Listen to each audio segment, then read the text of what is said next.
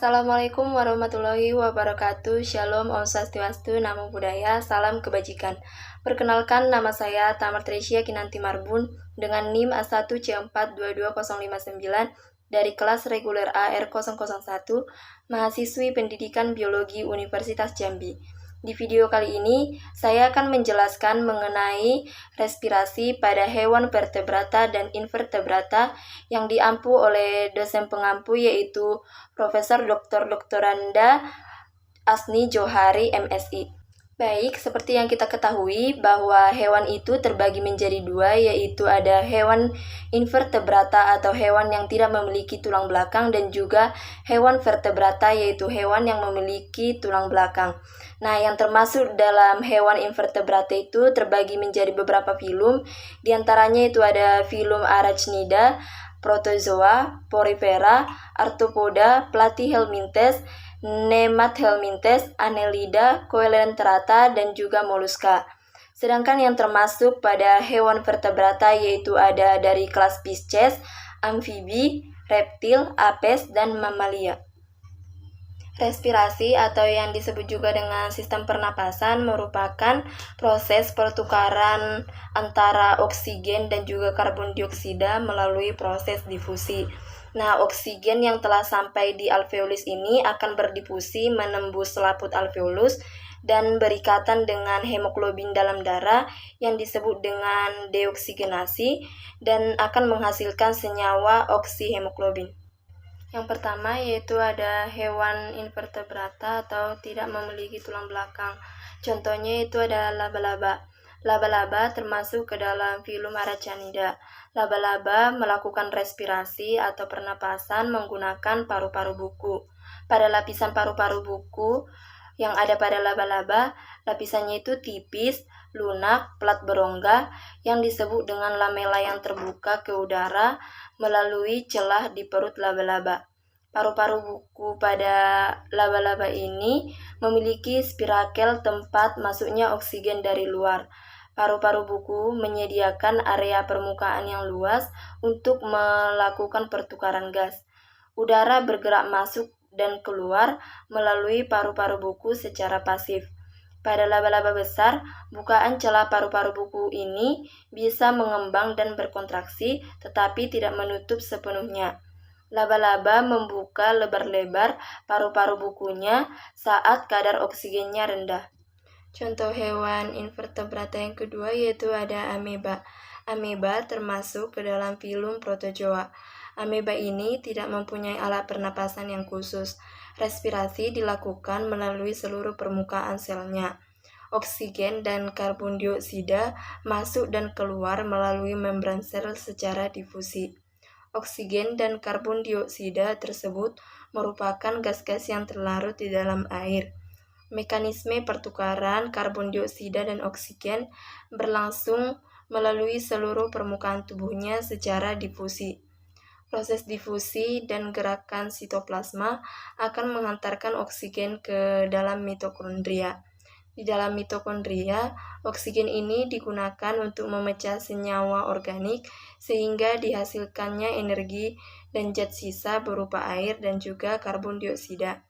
Oksigen dan karbon dioksida saling berdifusi melalui membran sel. Saat ameba bernapas, konsentrasi oksigen di dalam sel semakin berkurang. Sedangkan sisa metabolisme yang berupa karbon dioksida di dalam sel semakin tinggi konsentrasinya. Akibatnya, oksigen dari luar akan berdifusi ke dalam sel, sementara karbon dioksida akan berdifusi keluar sel menuju air. Yang ketiga yaitu ada hewan Hydra sp. Nah, Hydra ini termasuk ke dalam filum Coelenterata yang memiliki tubuh yang tersusun atas banyaknya sel dan juga memiliki alat pernapasan yang lengkap. Hydra melakukan respirasi dibantu berupa lekukan-lekukan lapisan gastrodermal yang berada sedikit di bawah mulut yang disebut dengan siphonocleva.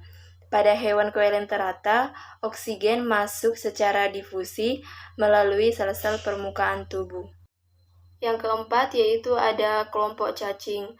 Kelompok cacing ini terbagi menjadi 3 pilum, yaitu ada pilum Platyhelminthes, kemudian pilum Nematyhelminthes, dan pilum Annelida. Pilum Platyhelminthes atau cacing pipi melakukan respirasi di seluruh permukaan tubuh melalui difusi. Contohnya yaitu ada Planaria sp. Kemudian pilum Nematyhelminthes atau cacing gilik tidak bersegmen sama seperti pilum Platyhelminthes juga melakukan respirasi melalui difusi lewat permukaan tubuhnya. Kemudian yang ketiga yaitu ada pilum Annelida yang dimana melakukan respirasi melalui permukaan kulit yang selalu basah oleh cairan mukus.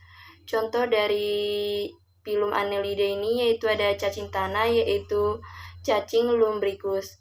Nah, cacing jenis ini suka di tempat yang lembab yaitu untuk menjaga kelembapan tubuhnya yang berguna untuk peningkatan kadar oksigen. Karena cacing ini suka di tempat yang lembab sehingga ada lendir yang dihasilkan. Nah, karena lendir yang dihasilkan oleh kulitnya, lapisan tipis dalam tubuh memiliki banyak pembuluh darah kapiler sehingga dapat mengangkut oksigen dan mengeluarkan karbon dioksida. Oksigen kemudian diikat oleh darah dan disalurkan ke seluruh tubuh. Sebaliknya, karbon dioksida sebagai sisa pernapasan akan dikeluarkan ke dalam darah dan dari kapiler darah akan keluar melalui kulit. Yang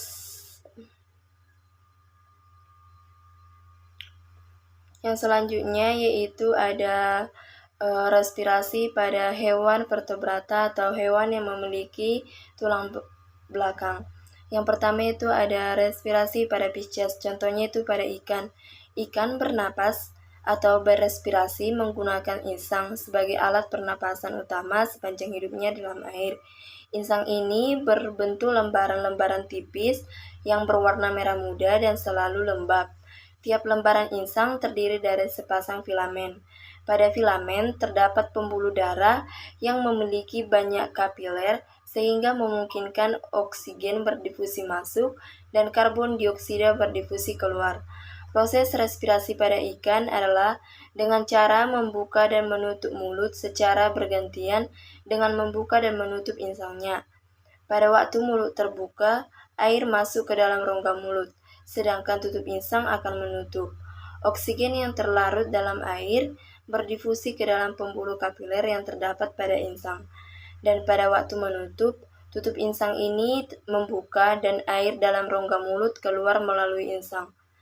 Bersamaan dengan keluarnya air melalui insang, karbon dioksida pun dikeluarkan.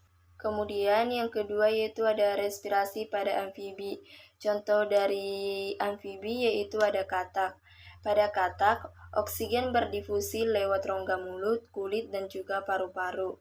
Kecuali pada saat fase berudu, bernapas menggunakan insang karena pada saat itu hidupnya di dalam air.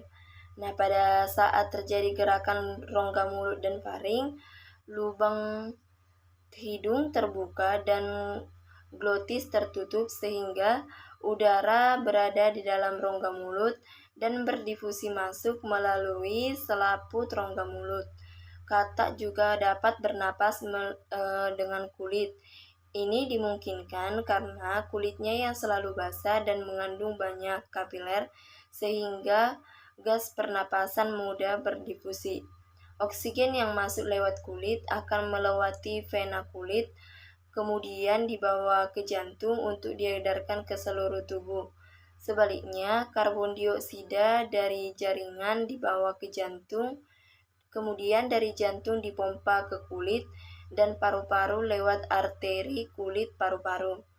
Dengan demikian, pertukaran karbon dioksida dan oksigen dapat terjadi pada kulit. Yang ketiga yaitu ada respirasi pada reptil. Paru-paru pada reptil berada pada rongga dada dan dilindungi oleh tulang rusuk. Paru-paru reptil ini lebih sederhana, hanya dengan beberapa lipatan dinding yang berfungsi memperbesar permukaan pertukaran gas. Pada beberapa jenis reptil seperti pada kadal mempunyai pundi-pundi hawa yang digunakan sebagai cadangan oksigen yang memungkinkan hewan tersebut dapat melayang di udara. Kemudian yang keempat yaitu ada respirasi pada alves. Contohnya itu pada burung. Pada burung, tempat berdifusinya gas pernapasan hanya terjadi di paru-paru. Paru-paru burung berjumlah sepasang dan terletak di rongga dada yang dilindungi oleh tulang rusuk. Jalur pernapasan pada burung berawal di lubang hidung. Pada tempat ini, udara masuk kemudian diteruskan pada celah tekak yang terdapat pada dasar faring yang menghubungkannya dengan trakea. Selain pada paru-paru, burung juga memiliki perluasan paru-paru atau yang disebut dengan pundi-pundi hawa. Tetapi pada perluasan paru-paru ini tidak dapat melakukan respirasi. Pundi-pundi hawa ini hanya berfungsi untuk menyimpan cadangan oksigen dan meringankan tubuh. Kemudian yang kelima itu ada pernapasan pada mamalia. Contohnya itu pada manusia. Respirasi pada manusia itu terjadi dalam paru-paru. Mekanismenya yaitu oksigen diambil melalui mulut dan hidung pada waktu bernapas. Kemudian oksigen masuk melalui trakea sampai ke alveolus, berhubungan dengan darah dalam kapiler pulmonari. Alveoli memisahkan oksigen dari darah, kemudian oksigen menembus membran dan diambil oleh sel darah merah dibawa ke jantung, dan dari jantung dipompa ke seluruh tubuh. Dan dari kapiler, darah ini akan dikeluarkan melalui pipa bronkus yang kemudian akan berakhir pada mulut yang kemudian akan disalurkan ke hidung. Baik, cukup sekian materi yang bisa saya berikan. Mohon maaf bila terjadi kesalahan, saya ucapkan terima kasih. Audio Jungle.